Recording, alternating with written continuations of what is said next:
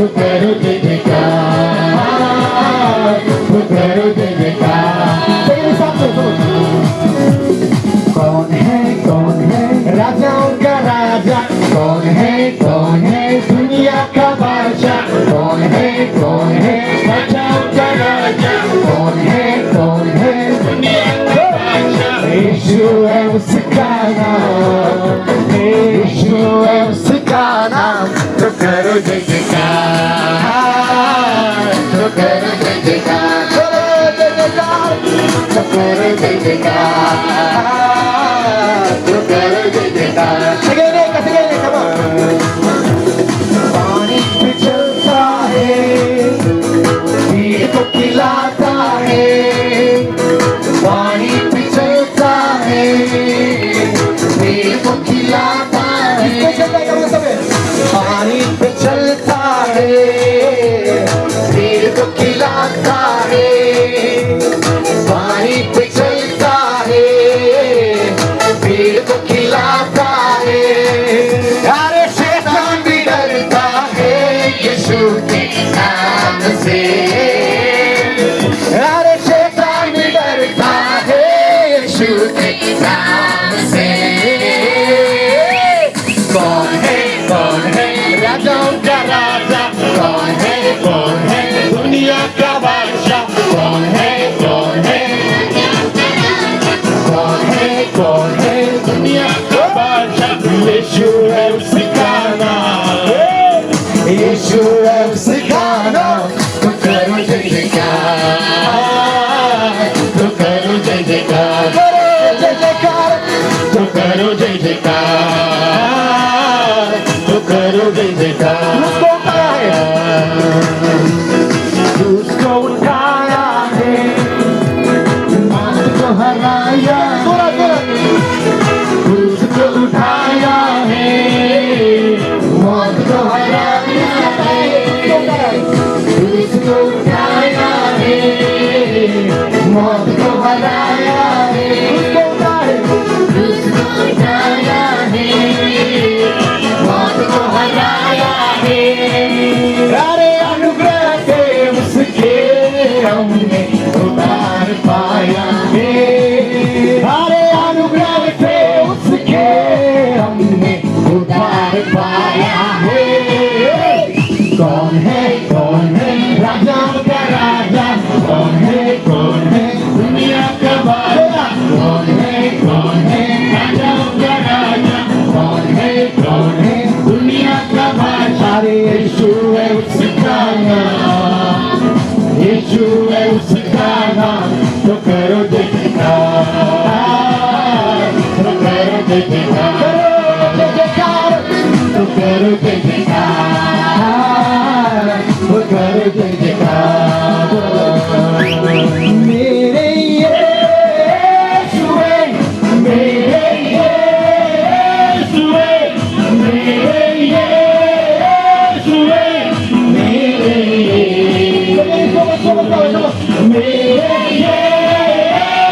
है, मेरे यीशु है, मेरे यीशु है, मेरे यीशु है।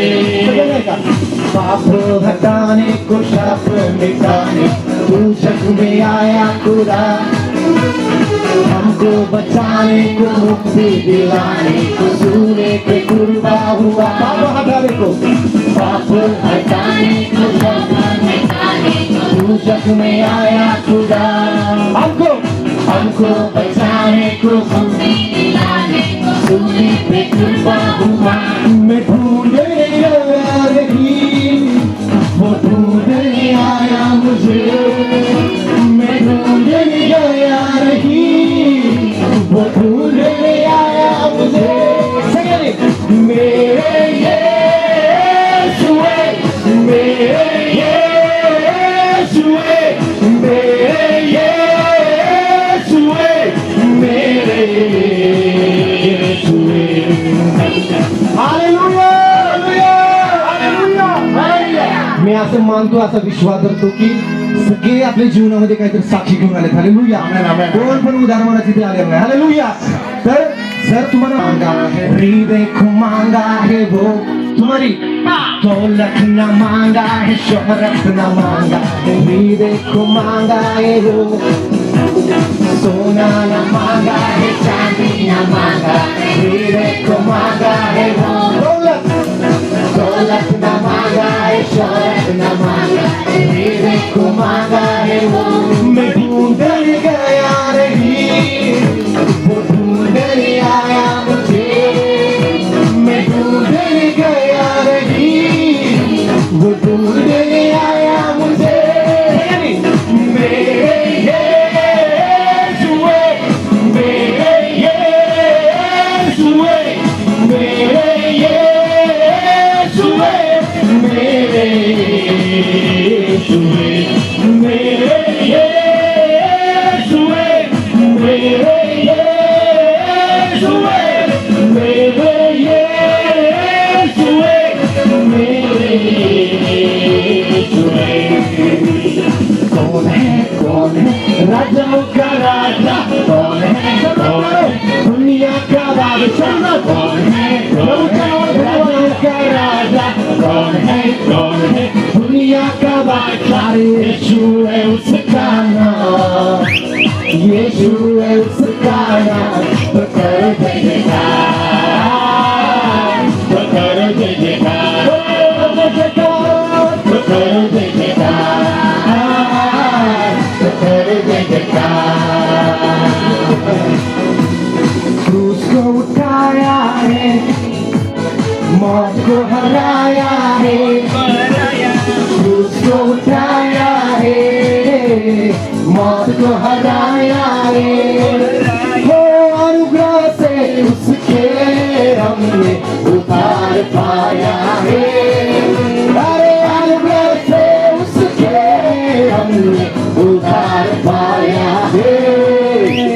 कौन है राजाओं का राजा, कौन है दुनिया का बादशाह, कौन है राजाओं का राजा, कौन है दुनिया का बादशाह। यीशु है उसका नाम, यीशु है उसका नाम, तो करो जय जयकार, तो करो जय जयकार, जय जयकार, तो करो जय जयकार, तो करो जय जयकार। आपण परमेश्वराच्या आराधनेमध्ये जाऊया, त्या परमेश्वराची आराधना आपल्या प्रेम करून बोलूया। तुझ्या विना आलो, दुःख माझी घेऊनी जगायचे आहे मजला, तुझ्या शुद्ध होऊनी शुद्ध कर येना, तुझ्या ज्ञानी भर देना, शुद्ध मला कर येना, तुझ्या ज्ञानी भर देना, शुद्ध मला कर येना, तुझ्या ज्ञानी भर देना। येना येशू येना, येना येशू येना, येना येशू येना, येना येशू येना, जीवनात माझ्या येना, येना माझ्या मनात, येना माझ्या जीवनात माझ्या येना माझ्या मनात, येना तुझ्या विन मजला कोणी कुठे जाऊ तुला सोडून मनात विचार करा महान प्रभू तू माझा महान आहे. तुझ वीर माझ कोणी तू प्रार्थना माझी ऐकलीना तुझ्या आज्ञाने भर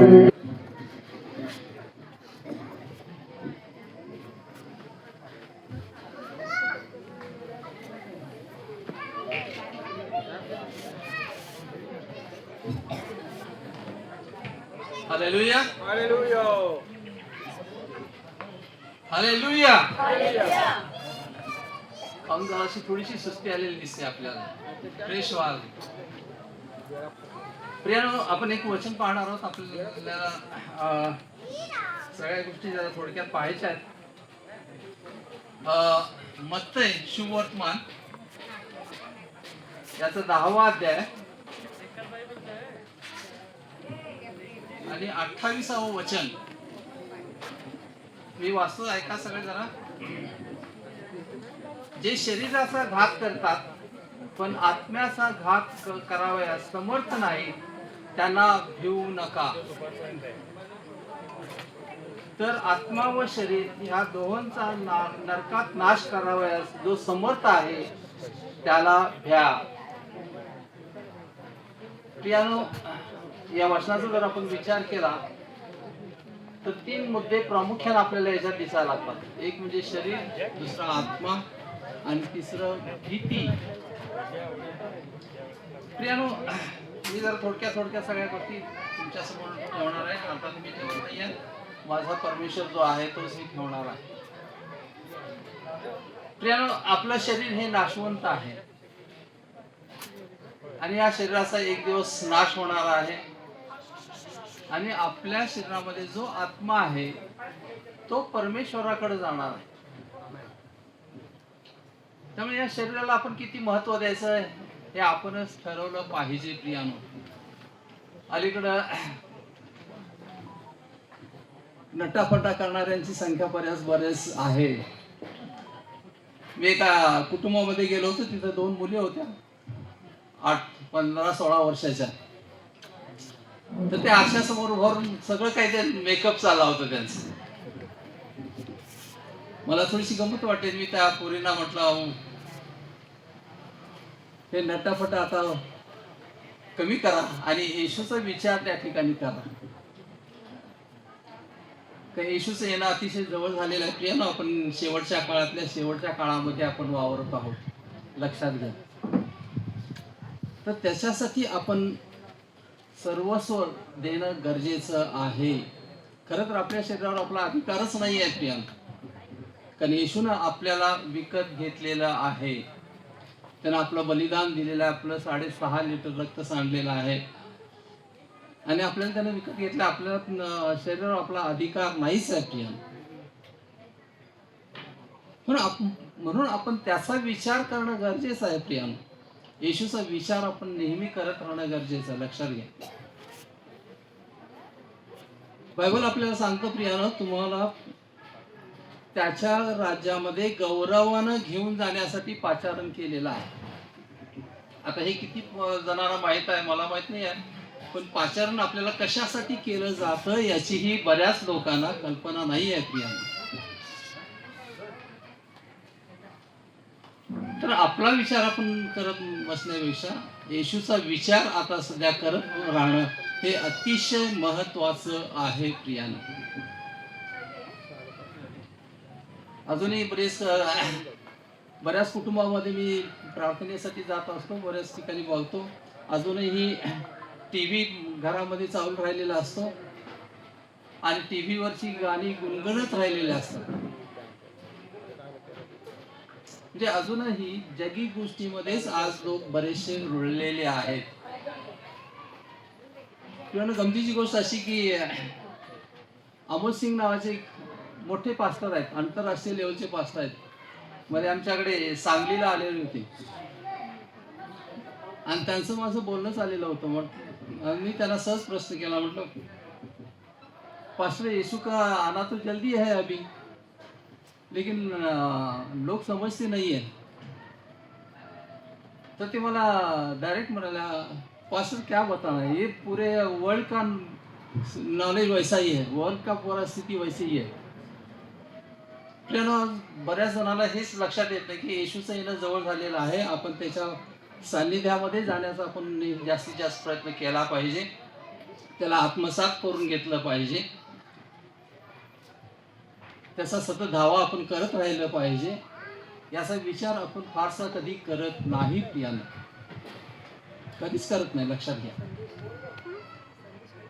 पण बऱ्याच जणांची अशी स्थिती असते, अरे मी बायबल वाचतो, चर्चला जातो आणि दशमांशी देतो.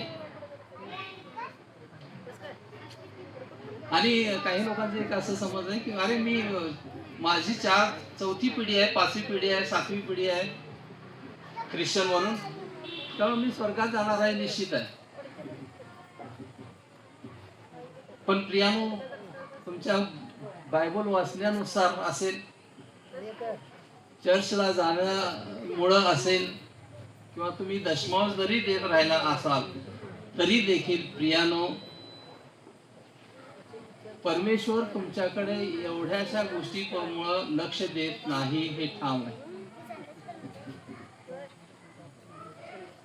कधीच लक्ष देत नाही प्रियानो. तो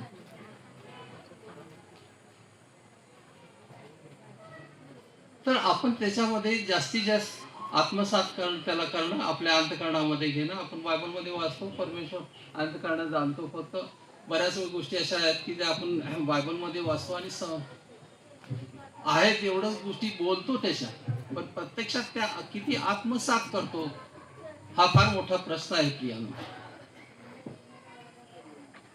परमेश्वरानं वचनाला अधिक महत्व दिलेलं आहे, हे लक्षात घ्या. परमेश्वरानं वचनाला महत्व दिलेलं आहे. त्यामुळे तुम्ही जोपर्यंत वचनानुसार चालत नाही तोपर्यंत परमेश्वर तुमच्याकडे लक्ष देणार नाही आपल्याला, लक्षात घ्या. मग दिवसभर बायबल जरी वाचत तुम्ही राहिलात तरी त्याचा काहीही उपयोग नाही, हे मी तुम्हाला ठामपणे सांगतो. जोपर्यंत त्या जी वचनं तुम्ही प्रामुख्यानं वाचता, त्या वचनांचा जोपर्यंत तुम्ही विचार करत नाही, ती जी वचनं तुम्ही वाचता त्या वचनं माझ्यासाठी किती उपयोगी आहेत, माझं चालणं बोलणं वागणं त्या वचनानुसार किती आहे, आणि त्या वचनानुसार माझं आचरण कसं आहे, याचा जोपर्यंत तुम्ही विचार करत नाही आणि त्यानुसार चालत नाही तोपर्यंत प्रियानो, परमेश्वर तुमच्याकडे लक्ष देणार नाही, येशू तुमच्याकडे लक्ष देणार नाही. हे ठाम आहे प्रियानो, लक्षात घ्या. मग आपण काय करायला पाहिजे प्रियानो? त्याचा धावा तर केलाच पाहिजे. आपण कशासाठी पाचारण केलेलं आहे याची ही जाणीव आपल्याला असली पाहिजे. बायबल हे आपल्याला सांगतात, तुम्हाला आशीर्वाद प्राप्त करण्यासाठी. माईक मध्ये बोला.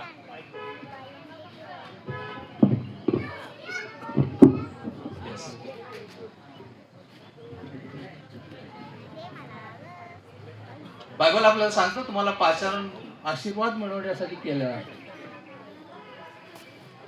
पण आपण आशीर्वाद मिळवतो का त्याचा? आपण आशीर्वाद कधीही मिळवत नाही प्रियानो. आपण आत्म्याचा कधीच विचार करत नाही, आत्म्यानुसार कोणतीच गोष्ट आपण करत नाही प्रियानो. आपल्या शरीरालाही महत्व नाही, आत्म्याला महत्व आहे, आत्माच तुमचा परमेश्वराकडे जाणार आहे, हे लक्षात घ्या प्रियानो. आपलं शरीर नशवंत आहे, ते इथं नष्ट होणार आहे, आणि येशू जरी आला तरी तुमचं शरीर इथं गळून पडणार आहे आणि तुमचा आत्माच येशू बरोबर जाणार, हे ठाव आहे. याचा एक विचार आपण आज करणं गरजेचं आहे प्रियानो, लक्षात. हा विचार आपण कधी करतो प्रियानो? त्याचा विचार आज याच्या पुढे जर तुम्ही करत नसाल तर याच्या पुढे करा. परमेश्वर आपला महान आहे, चांगला आहे, तो तुम्हाला सगळं काही द्यायला बसलेला आहे, पण आपल्याला घेण्यासाठी काय करावं लागतं याची बऱ्याच जणांना त्याची जाणीव नाही आहे. हे फार मोठं दुःख आहे प्रियानो. तुम्ही म्हणत असाल काय पासून बोलतायत, आपलं सगळं चाललंय बोलणं सगळं, पण प्रियानो परमेश्वर मला तो स्वतः आता चालवतो आहे हे लक्षात घ्या. त्यानं अनेक चमत्कार माझ्यासाठी मला दाखवलेले आहेत. तसे अनेक चमत्कार आहेत. ते चमत्कार तिथं सांगत राहिलो तरी 2-3 तास लागतील. इतके चमत्कार त्यानं मला माझ्याकडून करून घेतलेले आहेत. तुम्हाला आश्चर्य वाटेल प्रियानो, मी रोज सकाळी माझ्या गच्चीवर उभारलो की देवदूत फिरत असताना मी पाहतो, त्यांचा प्रकाश मी पाहतो, आजही पाहतो. त्याचं कारण एकच आहे की मी माझ्या त्याच्या वचनानुसार मी चालतो, त्याचा विचार मी करतो. प्रत्येक गोष्ट त्याच्या इच्छेशिवाय मी करत नाही प्रियानो. परमेश्वराच्या इच्छेनुसार आपण प्रत्येक गोष्ट केली पाहिजे. माझ्या इच्छेनुसार नकोच आहे ती. आज बहुतेक सगळे आपल्या इच्छेनुसारच चालतायत, लक्षात घ्या. पण देवाच्या इच्छेचा आपण कधी विचार करतो? देवाच्या इच्छेचा विचार आपण कधी करत नाही आणि त्याला काय हवंय त्याचाही विचार आपण करत नाही. त्याच्या इच्छेनुसार ज्यावेळेस तुम्ही चालायला लागाल प्रियानो, त्यावेळेस तो तुमच्याकडे लक्ष देईल आणि तो मग सगळ्या अडचणीतून तुम्हाला बाहेर काढेल, सगळ्या समस्येतून तुम्हाला बाहेर काढेल, सगळ्या संकटातून तो तुम्हाला बाहेर काढेल. हे ठाम आहे प्रियानो. प्रियानो, परमेश्वराला काय अशक्य आहे का? काहीही अशक्य नाही. पण प्रत्यक्ष परमेश्वर तुमच्या अंतःकरणामध्ये येऊन बसणं किंवा येशू तुमच्या अंतःकरणामध्ये येऊन राहणं हे सगळ्यात महत्वाचं आहे, लक्षात घ्या. आज किती जणांना माहित आहे की प्रत्येक विश्वासणाऱ्याबरोबर एक देवदूत देवाने ठेवलेला आहे आणि तो तुम्हाला सगळ्या संकटातून बाहेर काढतो. किती जणांना याची कल्पना आहे की देवदूत माझ्या बरोबर आहे? प्रियानो, प्रत्येकासोबत एक देवदूत ठेवलेला देवाने, पण तो खरा विश्वासणारा असला पाहिजे, लक्षात घ्या. त्याचा सतत धावा करत राहिलेला असला पाहिजे आणि तो नीतिमान असणं हे सगळ्यात महत्वाचं आहे प्रियानो. प्रियानो, त्याचा विचार करून याच्या पुढे जर चाललात तुम्ही तर तुम्हाला देखील अनेक चमत्कार देव दाखवू शकतो, लक्षात घ्या. मनात कसलीही शंका उत्पन्न होऊन चालत नाही, लक्षात घ्या. परमेश्वराबद्दल किंवा येशूबद्दल मनात शंका आणून चालत नाही. जर तुम्ही खरोखर त्याच्या वचनामध्ये असाल तर तो तुम्हाला त्याचं उत्तर देऊ शकतो प्रियानो, लक्षात घ्या. एकदा माझ्या मनामध्ये अशी शंका आली, आकाशामध्ये अनेक तारे आहेत, ग्रहही बरेच आहेत आणि बरेच शोध लागलेले आहेत, शोध लागतायत त्याचे. आणि बरेच हे संशोधन जे होतं ते हा ग्रह, या ग्रहाचा शोध लागला तो इतक्या प्रकाशवर लांब आहे, या ग्रहाचा शोध लागला तो 4 प्रकाशवर लांब आहे आकाशामध्ये. हे आपण पेपरमध्ये वाचत असाल प्रियानो. ही शंका मला एकदा असं आली की अरे हे कसं काय निर्माण होत असेल, त्या 4 प्रकाश वर्ष 5 प्रकाश वर्ष लांब. आणि मग माझ्या मनात ही शंका आली, मी असं डोक्यात माझ्या हे झालं. आणि संध्याकाळची वेळ होती, मी वर माझ्या गच्चीमध्ये बसलेलो होतो आणि पश्चिमेला एक तारा तुम्हाला दिसतो बघा, तो शुक्राचा तारा म्हणून सांगितला जातो प्रामुख्याने. मी त्या ताऱ्याकडे पाहतोय असं, आणि तो त्या ताऱ्याच्या बरोबर तसाच दुसरा तारा तिथं प्रकट झाला, तसाच अगदी सेम तारा त्याच्यावर तिथं प्रकट झाला. मला आश्चर्य वाटलं, अरे आता तर एकच होता आणि हे झाले कुठून 2? मग मी दुसऱ्या ताराकडे पाहतोय, तोपर्यंत तो दुसरा तारा लुप्त झाला प्रियानो.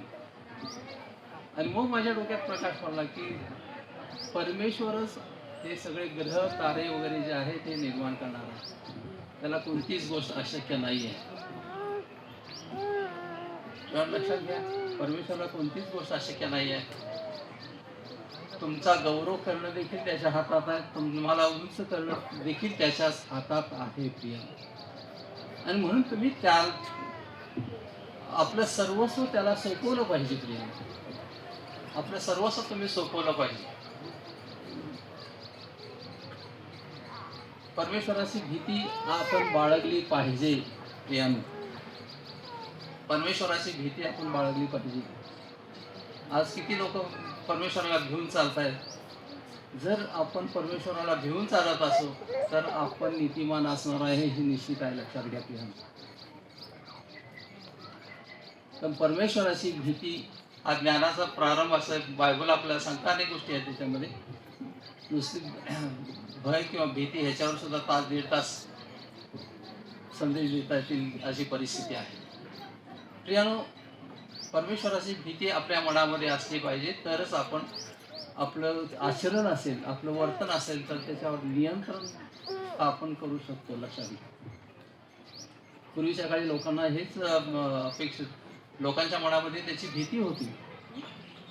लोकांना असं वाटायचं की अरे मी एखादी पाप केलं तर देव मला शिक्षा करेल. आणि मग प्रियानो, त्या भीतीपोटी लोक कसलंही पाप करत नव्हते प्रियानो. पण आज परमेश्वराची भीती आज राहिलेली नाही. तर लगेच सगळे जवळजवळ जगी गोष्टीमध्ये आज पूर्ण रुळून गेलेले आहेत. पूर्ण जगी गोष्टीमध्ये आज रुळून गेलेले आहेत. संसारामध्ये घडून गेलेले आहेत. देवाचा विचार फारसा होत नाही प्रियानो. Mobile, TV, internet, Facebook, Instagram, YouTube याच्यामध्ये आज बहुतेक जण अडकून पडलेले आहेत प्रियानो. आणि यातून त्यांना बाहेर पडणं अवघड आहे. आणि यातून पूर्ण त्याच्यामध्ये आज तुम्ही इन्व्हॉल्व झाल्यामुळं देवाचा विचार तुमच्या डोक्यातून बाजूला गेलेला आहे. लक्षात घ्या.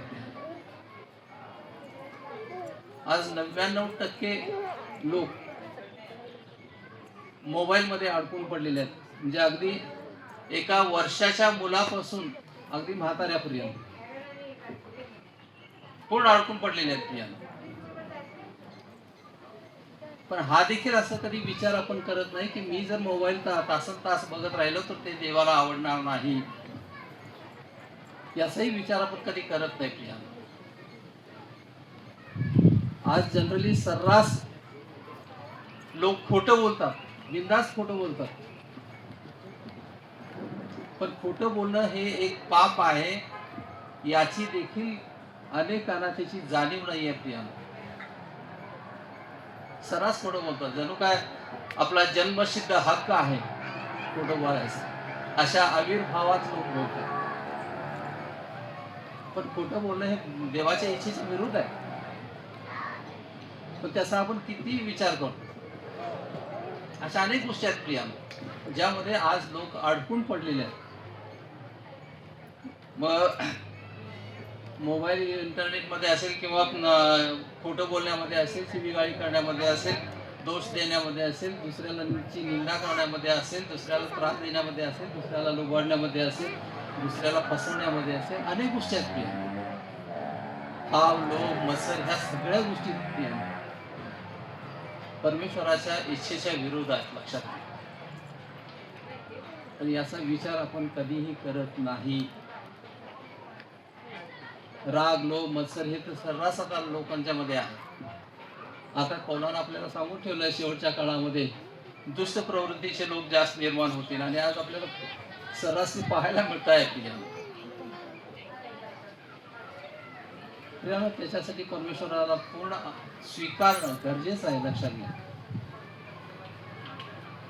सध्या इजबेलीचा आत्मा, इजबेली जर तुम्हाला कोणाला माहित असेल तर इजबेलीचा आत्मा आज सध्या फार मोठ्या प्रमाणात कार्य करायला लागलेला आहे प्रियानो. लक्षात घ्या. एका व्यक्तीच्या अंगात तिचा आत्मा शिरला आणि त्या व्यक्तीनं सांगितलं की मी अनेक पास्टरांना फसवलं आहे, अनेक पास्टरांना फसवलं आहे, अनेक पास्टरांना अन्य भाषा म्हणायसाठी बंदी घातलेली आहे, असं त्या आत्म्यानं सांगितलं प्रिया, इजबेलीच्या आत्म्यानं. अशा अनेक गोष्टी आहेत प्रिया.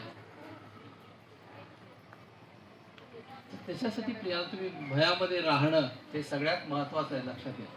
सगळ्यात महत्वाचं आहे. जेवढं तुम्ही देवाच्या भयामध्ये चालाल प्रियानो, तेवढं प्रियानो देव तुम्हाला सहाय्य करणार आहे, देव तुम्हाला आशीर्वादित करणार आहे, देव तुम्हाला त्याची कृपा दया सर्व काही तुमच्यावर तुम्हाला द्यायला तयार आहे प्रिया. पण त्याच्या वचनानुसार त्याच्या इच्छेनुसार आपण कधीही चालत नाही प्रियानो.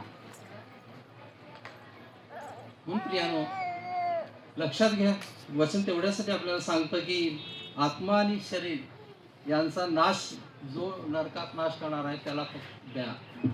आपण जनरली देवाची भीती आपण बाळगत नाही, पण शेजाऱ्यांची आणि काही इतर लोकांची भीती आपण बाळगतो, अधिकाऱ्यांची भीती आपण बऱ्याच वेळेस बाळगतो. अरे माझा बॉस आहे, मी त्याला दुखून कसं चालेल, ही भावना असते. मला शेजारी काय म्हणतील म्हणून मी जास्त काळजी करायला. अशा अनेक गोष्टी आहेत प्रिया. पण प्रियानो आपल्याला कोणाचीही भीती बाळगायची गरज नाही, कारण कोणीही आपलं या पृथ्वी तलावरचा कोणीही माणूस आपला नाश करू शकत नाही. लक्षात घ्या, या पृथ्वी तलावरचा कोणताही मनुष्य तुमचा नाश करू शकत नाही. फक्त परमेश्वराच्याच हाती सगळ्या गोष्टी आहेत. तोच आपल्याला उंच सुद्धा करू शकतो आणि तोच आपल्याला नीच सुद्धा करू शकतो. म्हणून त्याची भीती बाळगणं हे अतिशय महत्वाचं आहे प्रिया, लक्षात घ्या, अतिशय महत्वाचं आहे. आणि देवाच्या राज्यामध्ये जाणं हे अतिशय तुमच्या महत्वाचं आहे तुमच्या दृष्टीनं. कारण त्याच्यानंतर प्रियानो ख्रिस्त विरोधकाची सत्ता येणार आहे आणि त्या ख्रिस्त विरोधकाच्या सत्तेमध्ये तुम्ही येशू नुसतं साधं येशू असंही म्हणू शकणार नाही, अशी परिस्थिती त्या काळामध्ये निर्माण होणार आहे. लक्षात घ्या.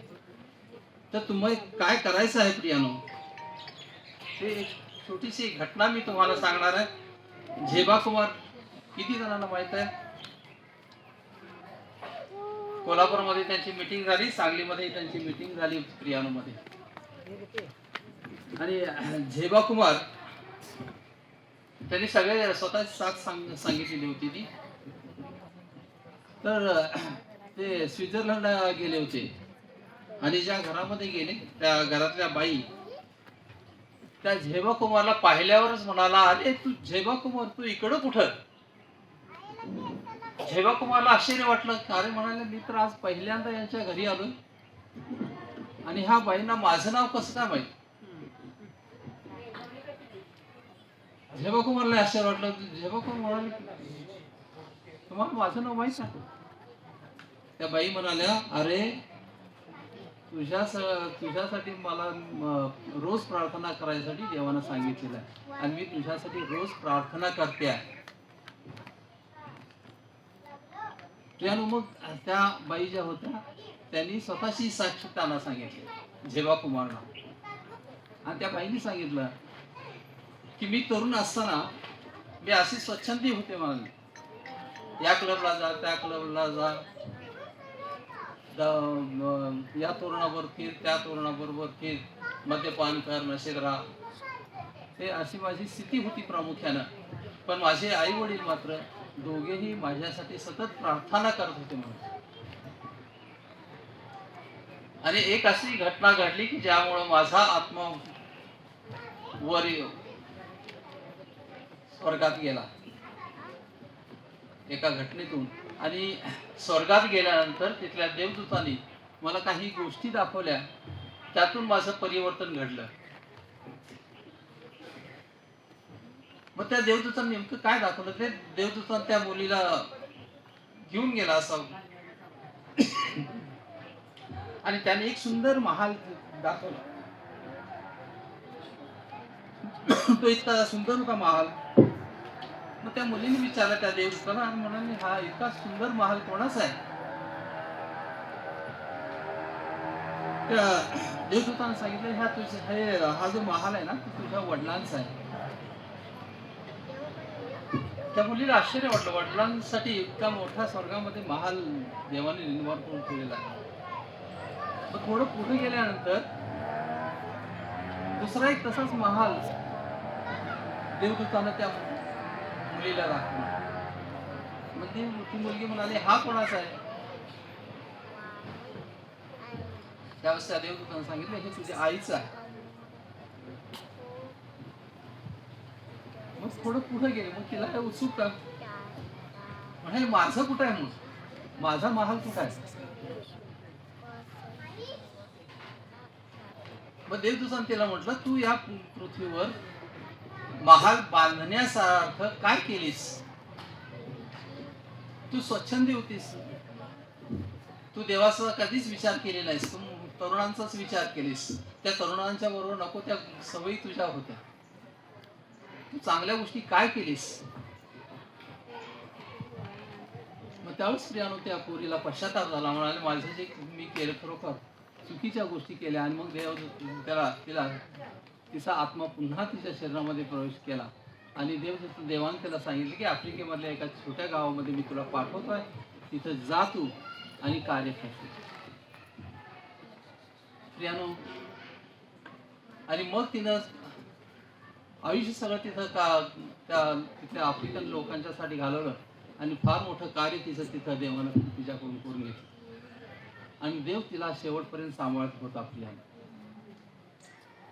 आणि म्हणून मगाशी मी तुम्हाला सांगितलं काय, सेवा कुमारसाठी देवानं प्रार्थना करायसाठी त्या महिलेला सांगितलं, जी इतकी ती देवात वाढलेली होती. प्रियानो, लक्षात घ्या. आपण जाता जाता हाच विचार केला पाहिजे की प्रियानो आपण काय करतो आहोत? आपण या पृथ्वीवरचे पाहुणे आहोत, तात्पुरत्या या वास्तव्य आपल्या या पृथ्वीवर आहे. मग या वास्तव्यामध्ये आपण चांगल्या गोष्टी काय करतो? किती चांगल्या गोष्टी आपण केलेल्या आहेत, जेणेकरून आपलं घर असेल किंवा आपला बंगला असेल, महाल असेल, तो आपली पृथ्वी स्वर्गामध्ये तयार व्हायला लागलेला आहे. बायबलातलं वचन सांगितलं जातं प्रियानो, पृथ्वीवर जे बांधाल ते स्वर्गात बांधलं जाईल, पृथ्वीवर जे मोकळं कराल ते स्वर्गात मोकळं केलं जाईल. आपण त्याचा विचार कधी केलेला? आपण किती चांगल्या गोष्टी करतो आहोत, देवाला आवडतील अशा किती गोष्टी आपण करतो आहोत,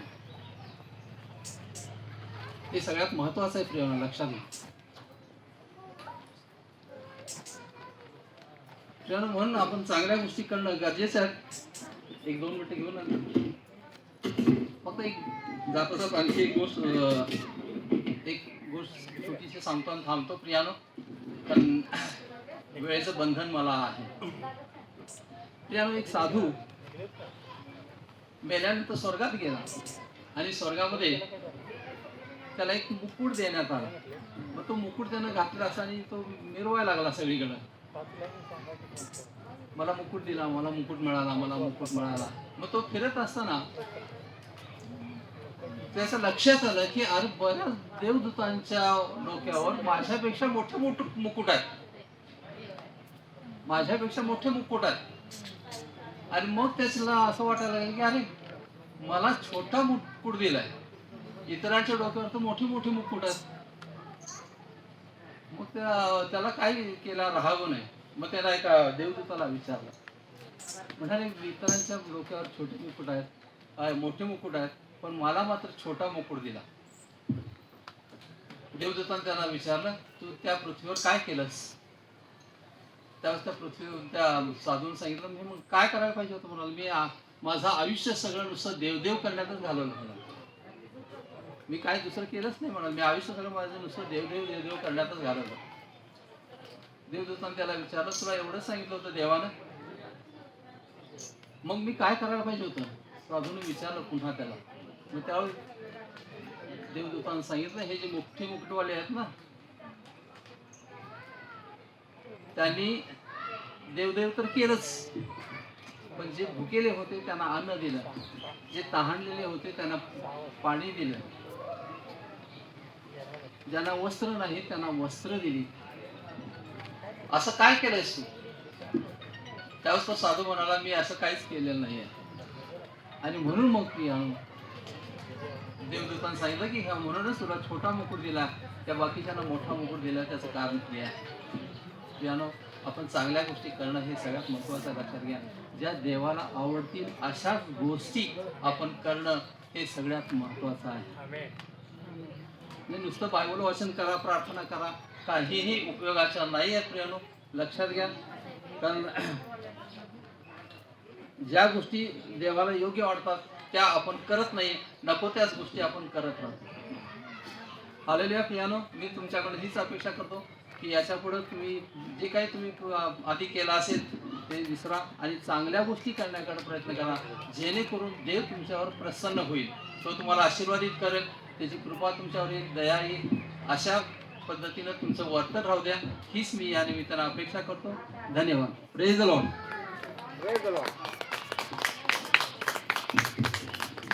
प्रार्थना करूया.